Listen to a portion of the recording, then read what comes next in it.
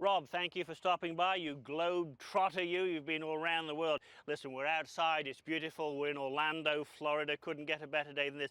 I want to tap your massive reservoir of knowledge, the sciencey side of golf, which totally fascinates me. And one of the terms that's just thrown around with not much understanding in this game is release.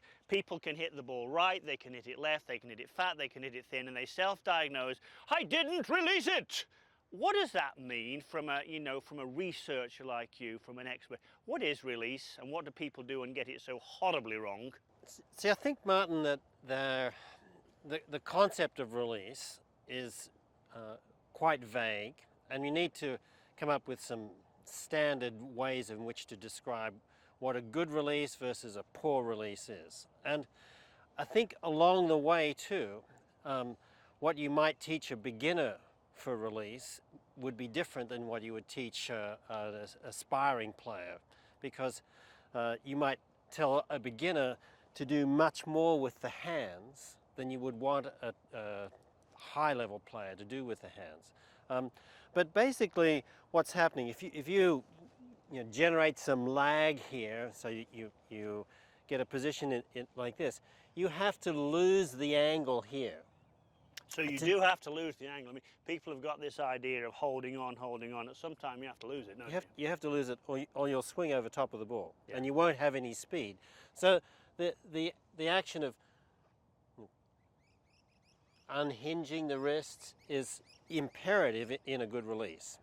And then the other thing I think that's quite confusing is people think of this movement here. So you're unhinging and doing this sort of thing with your hands. And as I said, this supination of the forearm here, or pronation of your trail arm, that people think of that as how you release the club.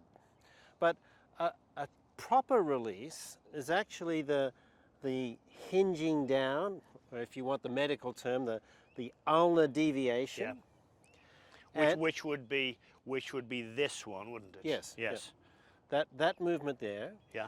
And I always like to use a friend's term, Bobby Cole. He says you have to release down, which is this movement, not flip the club over and have the toe moving much more rapidly than the heel of the club. So if let's go bad release first of all. Okay.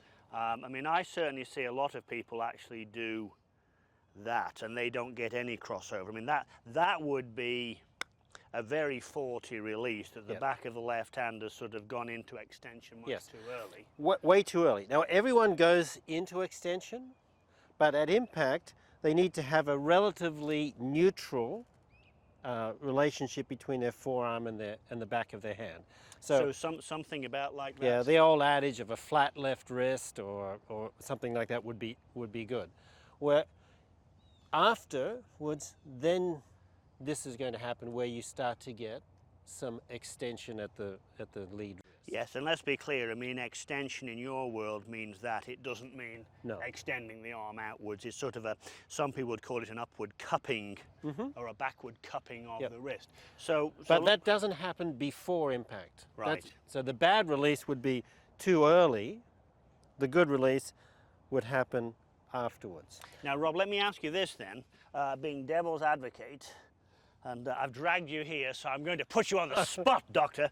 So if I go to try and keep a little bit, I'll say in golfing terms, a tiny bit of bow in that wrist, and I am going to listen to Bobby Cole, certainly, and get my thumbs down to some degree. That would be a practical application of it. What happens if I'm doing that and yet for some reason my club face still stays out to the right? How can we get over that? What can we do to get that club square rather than pointing to the right? So then we've got a few mechanisms to do that. Okay. We can actually rotate through the chest.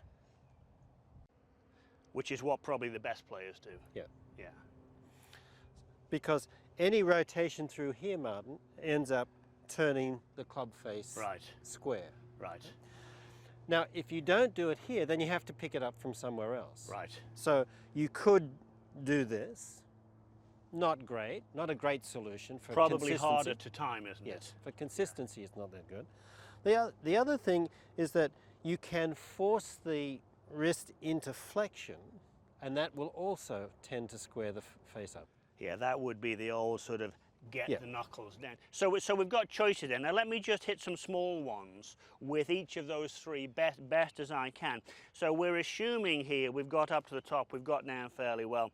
And now we're going to say, look, Bobby Cole and Dr. Rob Neal say, one, I've got to uncock my wrist, but I've got to square that face up, and I could do it in the following manner. A, I could turn my upper body, which would help square it up. That's perfect. more of an advanced player's thought. That would be left upper arm on the chest. Much more of an advanced player's thought. And that's when you hear people say, I've taken the hands out of it and I've hit it with the big muscles. That would be one way. Possibly for senior golfers, that might be a little tricky. Yes. So if people aren't flexible enough to do that, although that might be, you know, the gold standard, some people can have some success, again, keeping some bow in the wrist, uncocking, but perhaps letting the right hand cross over the left to some degree, which certainly could get the club face square, but some motion like that is clearly going to be much harder to time than that one.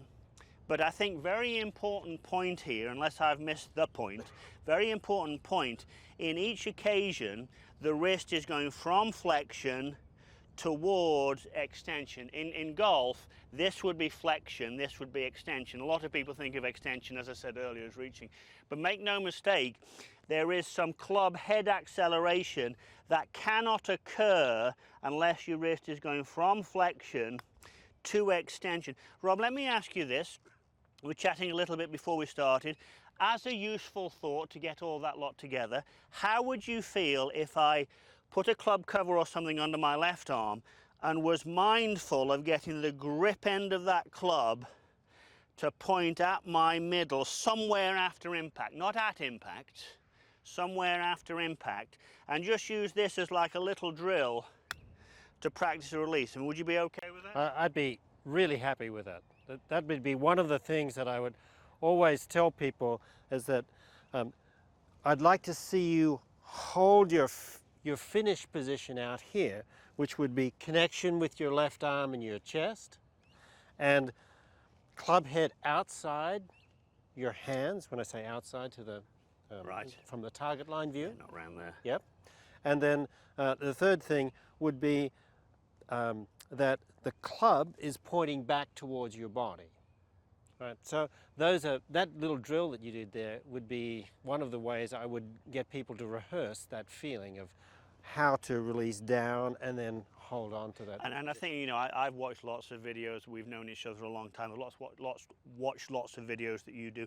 And in fact, although we want that release to live in a big swing, probably the best way to learn the release is to actually do it in a very short, slow swing, making sure you get it absolutely right. The toes in the air, the club's back at center, the left arm's on the chest.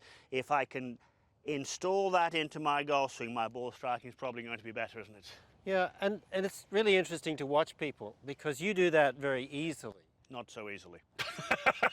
But it's probably taken quite a lot of practice to do that, just even at that speed. And most people have not got sufficient coordination initially to do that. So you need to work with them, have them do it slowly. It's not about hitting at 150 yards, it's about getting the right feeling of that release down, the connection, where the hands and club are.